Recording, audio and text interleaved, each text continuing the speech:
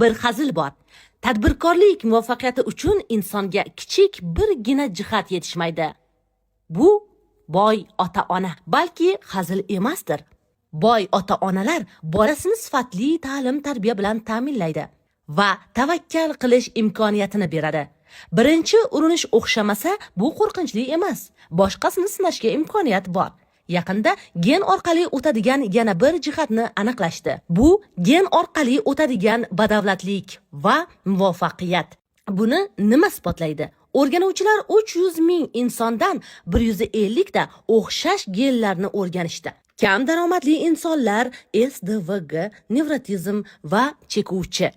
Autizmda daromad ko'rinmaydi. Tushkunlik, bezoftalik, bipolyar nojo'yalik, boy va omadlilik belgilari, bosh hajmi kattaligi, sog'lom tana, muloqotda faollik va kech tug'ilgan birinchi farzandlar.